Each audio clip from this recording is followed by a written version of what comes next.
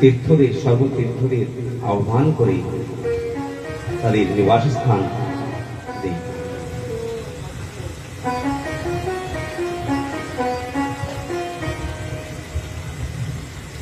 আর আমরা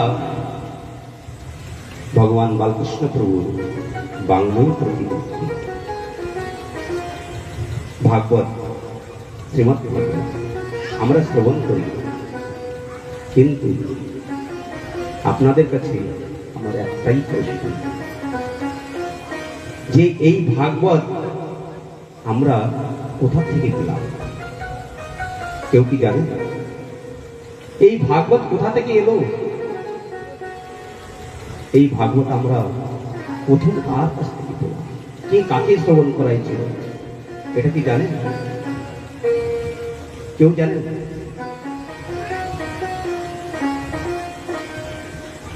বলছি এই ভাগবত আমরা সবাই আমরা জানি যে এই ভাগবত ব্রহ্মা নারদকে শোনাইছিলেন, আর নারদ ব্যাসদেবকে শোনাইছিলেন, আর ব্যাসদেব সুখদেবকে শোনাইছিলেন। কিন্তু সুখদেব রাজা পরীক্ষিত মহারাজকে শোনাইছিলেন। কিন্তু তাই নয়, এর আগেও কিছু আছে।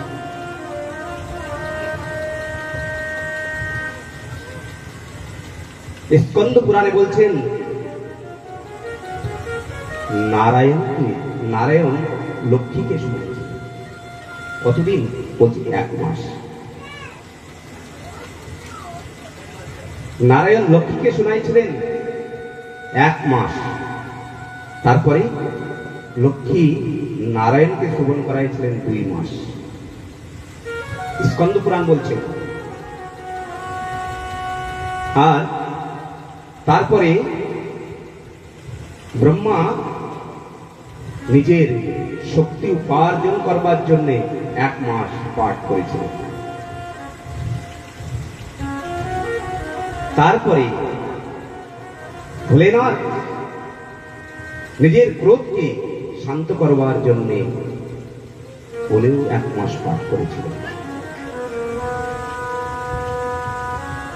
তারপরে ভোলেনাথ মা পার্বতীকে শ্রবণ করেছিলেন। এটা স্কন্দ পুরাণ বলছে। তারপরে এই ভাগবত ভগবান নারায়ণ ব্রহ্মাকে শ্রবণ করাইছিলেন, আর ব্রহ্মা নারদকে শ্রবণ করাইছিলেন, আর নারদ ব্যাসদেবকে শ্রবণ করাইছিলেন, আর ব্যাসদেব সুখদেবকে শ্রবণ করাইছিলেন। বলছে কখন জানেন? তাই বলছে তারপরে শেষ, যখন কলিযুগের 30 বছর বয়স, যখন কলিযুগের 30 বছর বয়স, বলছে ভাদ্র মাসের শুক্লাপক্ষে নবমী তিথি থেকে পূর্ণিমা পর্যন্ত শ্রবণ করাইছিল।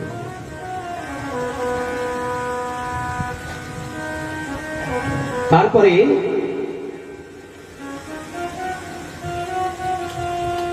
তারপরে 200 বছর পরে 200 বছর পর্যন্ত আর কিছু হয়নি। তারপরে তুঙ্গভদ্রা নদী তটে কর্ণাটকে এটা গোকর্ণজি ধুন্ধুকারীকে শোনাইছিল। গোকর্ণজি ধুন্ধুকারীকে শ্রবণ করাইছিলেন। বলছে ওটা কখন? বলছে এটা কি মাস জানেন? এটা কি মাস? কি চলছে এটা? আষাঢ় মাস। সেই আষাঢ় মাস। বলছে আষাঢ় মাসে শুক্লাপক্ষ নবমী থেকে পূর্ণিমা পর্যন্ত এই আষাঢ় মাসটা বিশেষ। বলছে গোকর্ণজি ধুন্ধুকারীকে শ্রবণ করাচ্ছিল।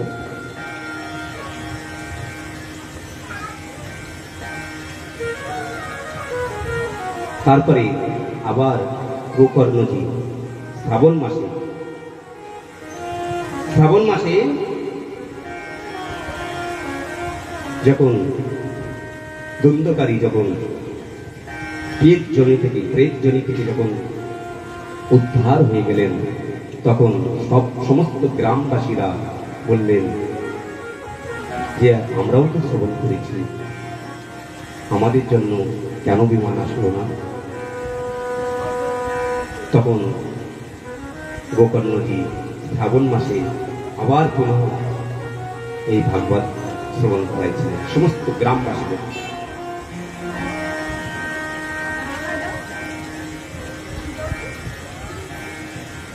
শ্রবণ করার পরে সমস্ত গ্রামবাসীদের জন্য বিমান আসলেন, আর সমস্ত গ্রামবাসীরা বৈকুণ্ঠ গমন করলেন। তারপরে 30 বছর পরে চতুর্শন হরিদ্বারে আনন্দ ঘাটের নামে আনন্দ ঘাটে জ্ঞান বৈরাগ্য আর ভক্তি মহারানীকে স্মরণ করেছেন।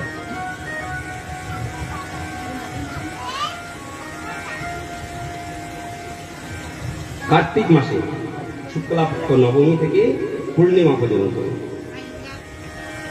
তারপরে বলছে চতুর্শন আগস্ত ঋষিকে শ্রবণ করাইছেন।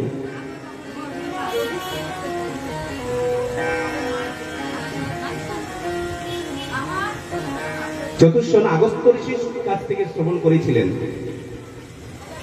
আর আজ আমরা এই ভাগবত, শ্রীমৎ ভাগবত কোথা থেকে পেলাম?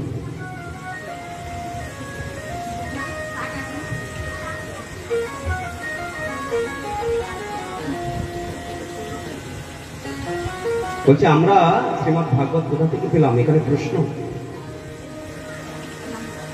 বলছে সুখদেব মহারাজ যখন পরীক্ষিত মহারাজকে শ্রবণ করাচ্ছিলেন, তখন উগ্রস্রবা সুত সেখানে শ্রবণ করেছিলেন।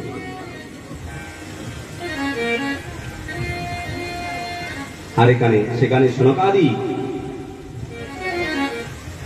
সেখানেও শ্রবণ করেছিলেন। এই হলো, সেখান থেকেই আমরা এই ভাগবত আজ আমরাও পেয়েছি। আমরা যে ভাগবত আজকে শ্রবণ করছি, এটা কোনো আকস্মাৎ আসেনি, পরম্পরাগত এসেছে। এই ভাগবত। এই ভাগবত আমরা পরম্পরাগত পেয়েছি।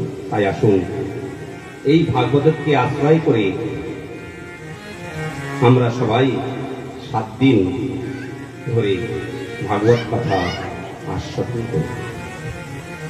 তাই আমরা আজকে জানতে পারলাম যে আজকে এই ভাগবত কোথা থেকে এলো।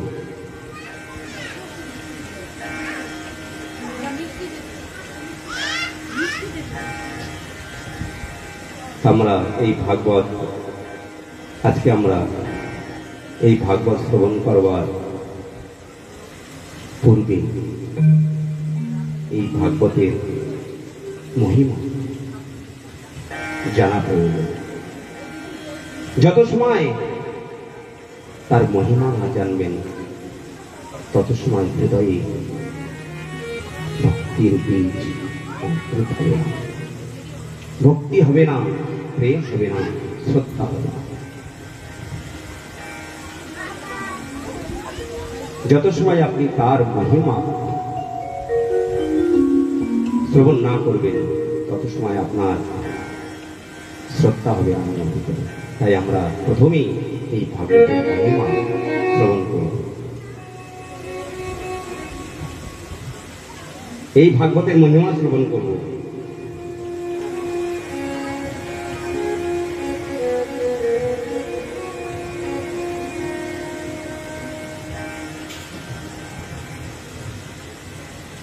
এই ভাগবতে, আচ্ছা বলুন, এই মহিমা একজন কোন গুণী ব্যক্তি এই আমাদের মধ্যস্থ এসেছেন।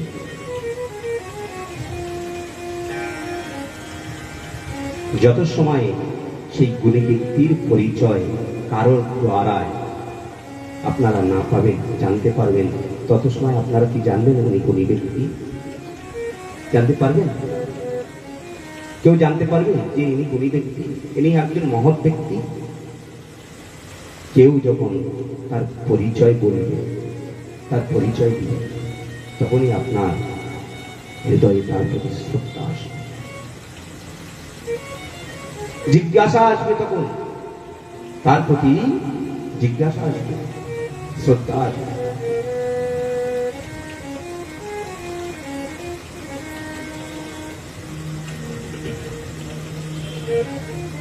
তার প্রতি আমাদের আদর বেড়ে যাবে, শ্রদ্ধা বেড়ে যাবে। তাই আমরা যতক্ষণ পর্যন্ত তার মহিমা শ্রবণ না করব, তত সময় আমাদের ভিতরে ভক্তি আসবে না, প্রেম হবে না, শ্রদ্ধা হবে না।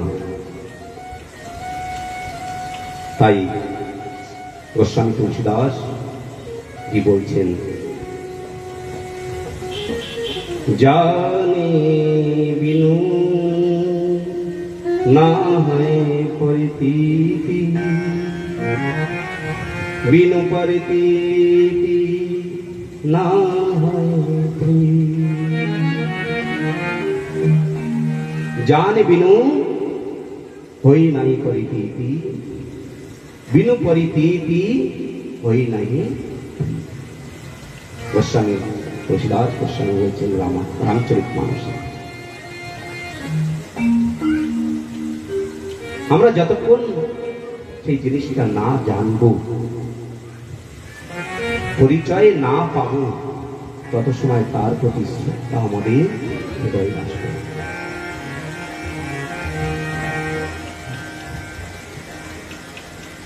আচ্ছা, একটা কথা আপনাদের, আপনারা তো অনেক ভাগবত শ্রবণ করেছেন। আচ্ছা বলুন তো, সৎসঙ্গের ফল বেশি না তপস্যার ফল বেশি? বলুন, কেউ বলবে?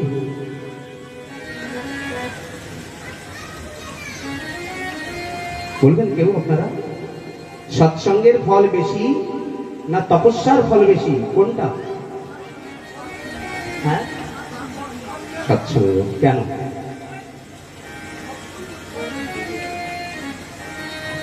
বলুন কেন?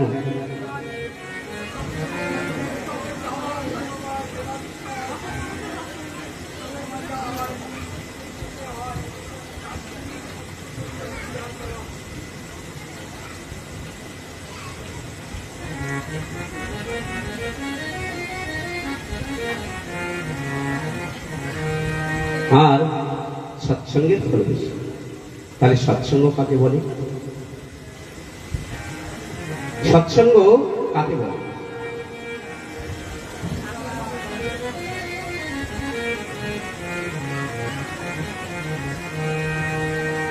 বলছে সত্যং সংজ্ঞানম সঙ্গ সৎসঙ্গ।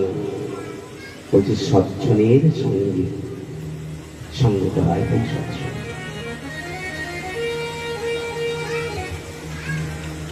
সজ্জনের সঙ্গে সঙ্গ করাটাই সৎসঙ্গ।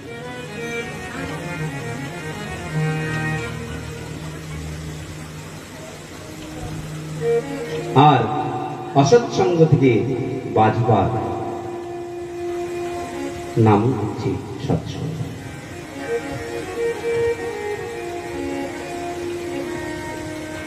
বলছে সৎসঙ্গের ফল বেশি। বলছে তপস্যা তো অনেক কষ্ট, কষ্ট না? আমাদের মনি ঋষিরা কত হাজার হাজার বছর তপস্যা করেছে, পাহাড়ের গুহায় বসে রুদ্রে কত কষ্ট করে হাজার হাজার, 5,000 বছর, 10,000 বছর করে তপস্যা করেছে। কিন্তু আর আমরা এই যে আপনাদের এই জগন্নাথ এর সন্নিধানে আপনাদের এই আলিপুরদুয়ারে যে এই কমিটির নাম তো আমি জানি না, এই কমিটির সদস্যরা, ভক্তবৃন্দ, বৈষ্ণবেরা যে এত সুন্দর আপনাদের জন্য ব্যবস্থা করে দিয়েছে, এতে কোনো কষ্ট আছে? কষ্ট নাই। আপনারা সুলভ ভাবে এসে এই ভগবানের শ্রবণ করছে, এতে কোনো কষ্ট নেই। আর আমাদের মনি ঋষিরা তপস্যা করলে তাকে অনেক কষ্ট করে ওনারা তপস্যা করেছে।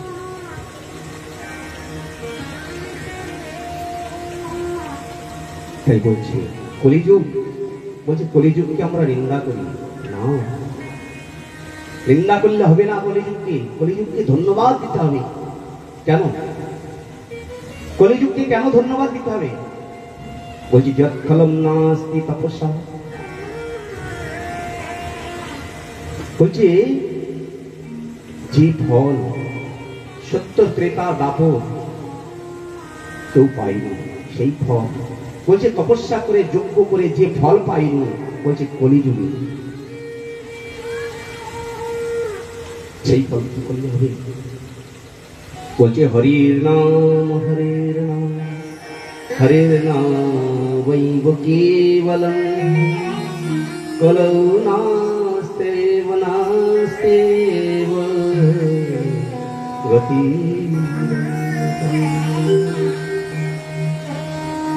এই কলিযুগে কোনো তপস্যার দরকার নাই, যজ্ঞ করার দরকার। এই কলিযুগ এত সুন্দর, তাও আমরা ভগবানকে 5 মিনিটও আরাধনা করি আমরা।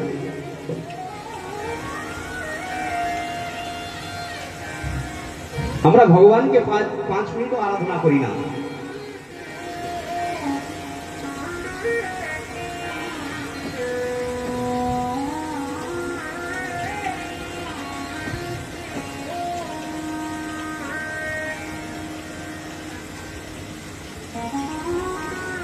তাহলে এই সৎসঙ্গের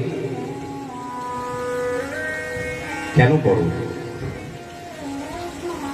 এক সময় একটুখানি আলাদা হয়ে চলে গেলাম, মনে এসে গেল। এক সময় বশিষ্ঠ ঋষি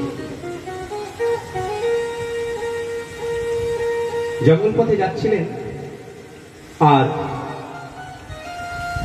হঠাৎ করে মনে পড়ে গেল যে এই জঙ্গলে তো বিশ্বমিত্র মুনি থাকে। বিশ্বমিত্র মুনি থাকে, চলো বিশ্বমিত্র মুনির সাথে দেখা করে আসি। মন করতেই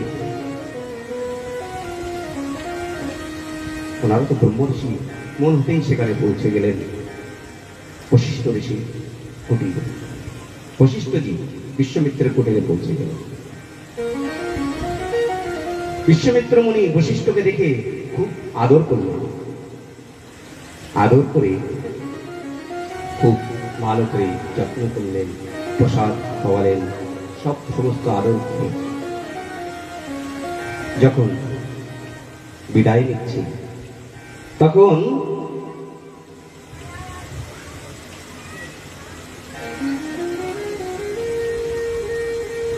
বশিষ্ঠ ঋষি বললেন,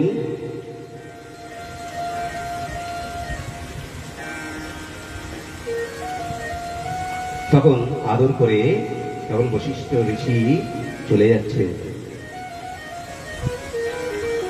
তখন বিশ্বমিত্র মুনি বশিষ্ঠ ঋষিকে যাবার সময় বলছি, আমার 10,000 বৎসর তপস্যার ফল তোমাকে আমি দক্ষিণা রূপে দিব।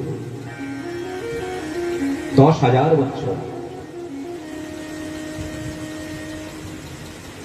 বেশ, চলে গেল।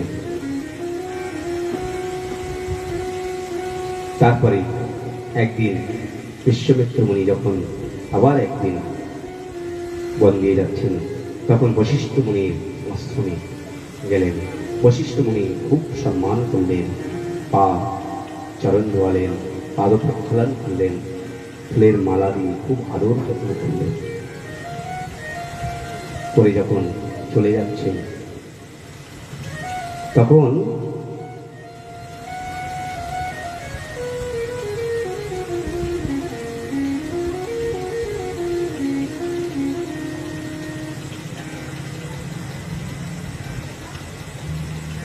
বশিষ্ঠ ঋষি তখন কি দিলেন বলছে, দুই ঘড়ি সৎসঙ্গে পুণ্য ফল প্রদান করলেন। তখন বিশ্বমিত্র মুনি বললেন, আচ্ছা আমার আশ্রমে গেলেন, তখন আমি 10,000 বছর তপস্যার ফল আমি প্রদান করলাম, আর আমাকে মাত্র 2 ঘড়ি তপস্যা, 2 ঘড়ি সৎসঙ্গে ফল প্রদান করলেন। এই কেমন হতে পারে? দুইজনে বিচার করছে, বিচার করে আর তখন দুইজনে নির্ণয় নিতে পারলেন না। নির্ণয় না নিতে পারে ছুটে গেলেন ভগবানের কাছে। ভগবানের কাছে যখন ছুটে গেলেন, হ্যাঁ, দুইজন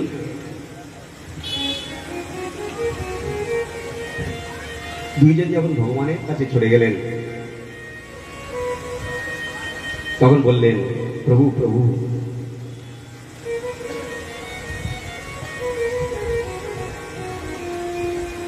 আমরা নির্ণয় নিতে পারছি না যে সৎসঙ্গের ফলে বেশি না তপস্যার ফলে বেশি। তখন ভগবান কি করলেন? ভগবান বললে বেশ। তখন ভগবান পৃথিবীকে নিচে রাখলেন, পৃথিবীকে নিচে এনে রেখে দিলেন, আর বলে তোমাদের তপস্যার ফলে এই পৃথিবীকে উঠাও। প্রথমে বিশ্বমিত্র মুনি বললেন যে তুমি উঠাও। তখন বিশ্বমিত্র মুনি যখন বলছে, আমি 10,000 আমার যদি তপস্যারে হলে করে থাকি তাহলে এই পৃথিবী উঠে। বিশ্বমিত্র মুনির তপস্যার ফলে পৃথিবী দেবী উঠলেন না।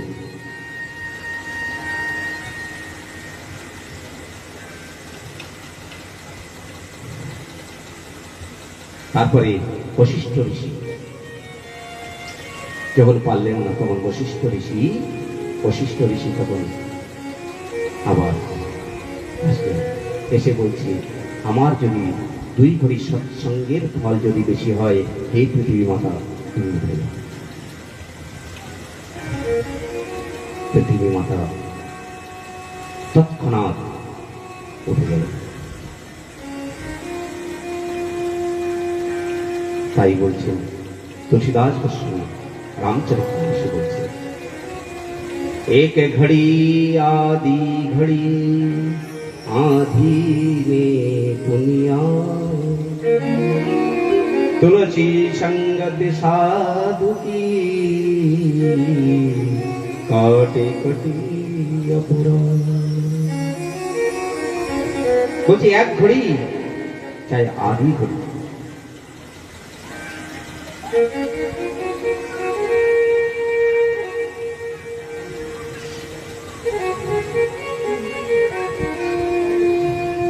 এক ঘড়ি आधी घड़ी आधी में पूर्णिमा, तुलसी संगति साधु की हरे कोटि अपराध। বলছে এক ঘড়ি, বলছে এক ঘড়ি কত জানেন? এক ঘড়িতে কত মিনিট হয় কেউ জানা আছে আপনাদের? আমরা যে বললাম তুলসী বাবা বলছেন এক ঘড়ি আদি ঘড়ি, এটা কি? এটা হিন্দি ভাষা, কিন্তু এক ঘড়িটা আমরা বলি কি বলি? লবমাত্র লব বলি না। এখানে হিন্দিতে তুলসীদাসজি গোস্বামী রামচরিতমানসে বলছে এক ঘড়ি আধি ঘড়ি, আধি মেয়ে পুনিয়া, বলছে এক ঘড়ি কত? বলছে এক ঘড়ি হয় 24 মিনিট, আর আধি ঘড়ি 24 মিনিটের কত? 12 মিনিট। আধি মেয়ে পুনিয়া বলছে সেই 12 মিনিটের অর্ধেক কত? 6 মিনিট। সেই 6 মিনিট বলছে সেই 6 মিনিট যদি কেউ ভগবানের নাম স্মরণ করে, হরি কোনো গান করে, বলছে হয় কোটি, বলছি কোটি জন্মের অপরাধ তার সমাপ্ত হয়ে যায়, মিটে যায়। তাহলে এখানে বলতে পারেন যে আমরা অনেকেই তো আমরা হরিনাম করি না? তাহলে আমাদের হৃদয়ে কেন প্রেম জাগ্রত হয় না? কেন হয় না? আমরা অনেকেই হরিনাম করি না? হরিনাম করি, অনেক জায়গায় হরিনাম করে, বলছে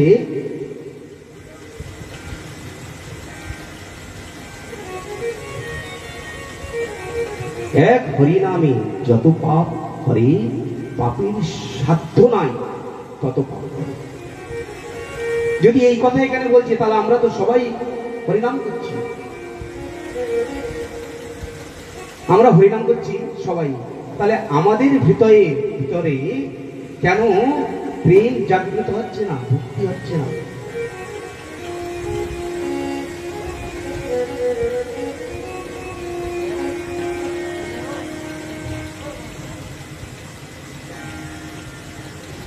বলছি কেন হচ্ছে না? তাই মহাপ্রভু বলছে চিতোদর্পণ মার্জনম ভবভয় দাবাগ্নি নির্বাপন। বলছে চিত্রটি দর্পণটাকে, দর্পণ আমাদের পরিষ্কার নয়, জন্ম জন্মান্তরের কলিসুখ, মানে পাপে আমাদের ঢেকে আছে, অপরাধে ঢেকে আছে। এই জন্য সেই হরিনাম আমাদের কোনো কাজ হচ্ছে, আমাদের হৃদয়ে প্রেম জাগ্রত হচ্ছে না, প্রেম হচ্ছে না।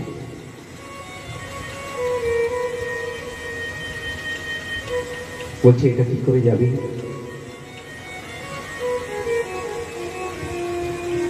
বলছে এটা কেমন করে হবে, কেমন করে নষ্ট হবে? বলছে তার জন্যে প্রথম হরিনাম করলে হবে না। হরিনাম করলে হরিনামের ফল পাবেন না। আচ্ছা একটা কথা বলুন, বট গাছ আপনাদের এখানে তো অনেক আছে না? বট গাছ আছে না? বট গাছে খুব ফল ধরে, ফল ধরে না? হাজার হাজার লক্ষ লক্ষ ফল ধরে, কিন্তু ফলগুলা পেকে পেকে সব নিচে পড়ে যায়। তার থেকে কি বীজ অঙ্কুরিত হয়? কেন হয় না? বলছে সেই ফল যখন পাখিতে খায়, সেই পাখি চাই পাহাড়ের উপরে বিট করে দেখ, চাই ঘরের মাথায় করে দেখ, চাই লোহার মাথায় করে দেখ, সেখান থেকে বীজ অঙ্কুরিত হবে। আপনারা দেখেছেন মাঝে মাঝে ঘরের মাথায় মাথায় বট গাছে বৃক্ষ অঙ্কুরিত হয়েছে, কেন? বলছে ওটা পাখিতে খেয়েছে।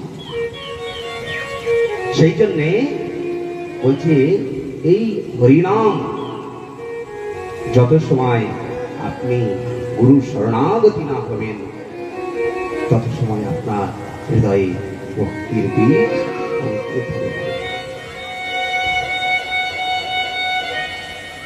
প্রথমে গুরু শরণাগতি হতে হবে। গুরু শরণাগতি যত সময় না হবেন, এই হরিনাম আপনি করলেও এটা আপনার হৃদয়ে ভক্তি জাগবে না। তাই আমাদের হরিনাম করার পূর্বে গুরু শরণাগতি হতে হবে।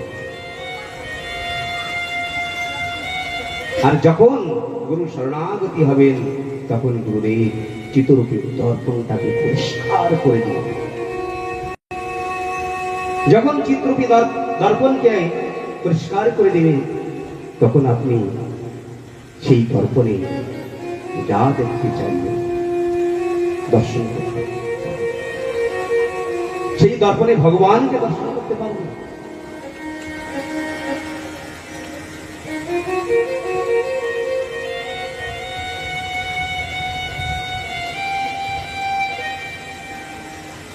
তাই বলছি, গুরু শরণাগতি আমাদের প্রথমে হতে হবে। আর গুরু শরণাগতি হওয়ার পূর্বে কি হলে হবে, কি হতে হবে হচ্ছে গীতাতে হচ্ছে যুক্ত আহার ও বিহার। আহারকে সংযম করতে হবে। আচ্ছা, আপনারা যখন একটা গাড়ি কিনেন 1.5 লাখ টাকা দাম, 1.5 লাখ টাকা দামের যখন গাড়ি কেনেন, তখন সেই গাড়িটাকে 1.5 লাখ টাকা হোক, চাই 2 লাখ টাকা হোক, 5 লাখ টাকা হোক, যখন গাড়িটা কেনেন আপনারা কত যত্ন করেন? খুব যত্ন করেন না? যত্ন করেন, সবাই যত্ন করে। গাড়িটা যেন কিছু না হয়, ফট করে কোথায় একটু কাদা লেগে গেলে পর মুছে ফেলেন, ধুয়ে ফেলেন। আর সেই গাড়িতে কি করেন? সব থেকে যে দামি তেলটা আছে, পেট্রোল, হাই স্পিড वाला পেট্রোল, আমি সেই গাড়িতেই ভরি। ভরি কিনা? সেই গাড়িতে ভরি আমরা।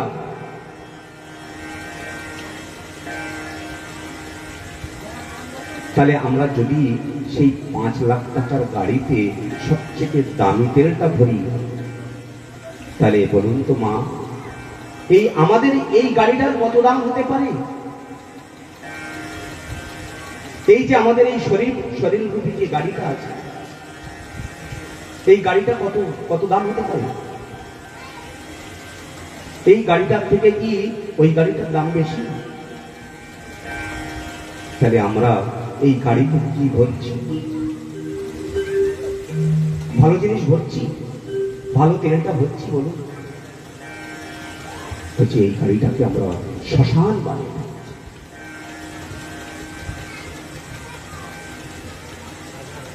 বলছে শ্মশানে যে কর্ম হয়, সেই কর্ম আমরা এই আমাদের এই গাড়ির ভিতরে, আমাদের এই হৃদয় রূপে স্থানে করে ফেলছি।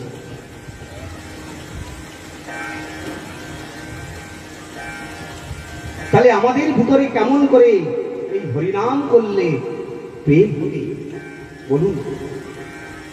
আমরা যদি আগেই আমাদের নিজের শরীরটাকে শ্মশান বানাই ফেলি, তাহলে আমরা কেমন করে এই হরিনামে প্রেম হবে? তাই গীতাতে বলছে আহার বিহার, বলছে আগে আহারকে সংযম করতে হবে।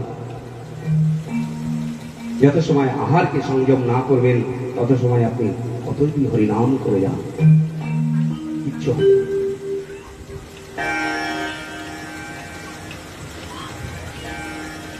তারপরে গুরুদেবের শরণাগতি হবে, ও শরণাগতি নিতে হবে। আর যত সময় গুরুদেবের শরণাগতি না হবেন, তত সময় হৃদয়ে ভক্তি হবে না।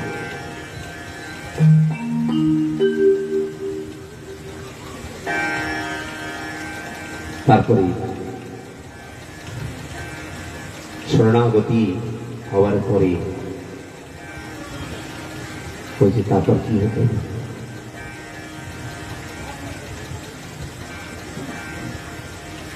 তারপরে বলছে স্মরণ, নির্মৎ শরণাম শতাম, বলছে মনের ভিতরে হিংসা রাখলে হবে না। সরল হতে হবে আমাদের। যত সময় সরল না হবে না, তত সময় আপনি ভগবানকে লাভ করতে পারবেন। বৃন্দাবনে একজন মহারাজ ভাগবত পাঠ করছিলেন। এটা বৃন্দাবনের সাক্ষাৎ ঘটনা, সাক্ষাৎ একদম অরিজিনাল ঘটনা। এটা কোনো মিথ্যা কথা নয়, কিংবা গ্রন্থের কথা নয়, সাক্ষাৎ বলছি বৃন্দাবনে একজন মহারাজ পাঠ করছিলেন। ওনার শিষ্যরা রোজ পাঠ শোনে। আর সেই মহারাজের আশ্রমে একজন গোসেবক ছিলেন। কে ছিলেন? গোসেবক। সেই গোসেবক সেই মহারাজের, সেই গুরু মহারাজের ভাগবত পাঠ কথা শুনতেন।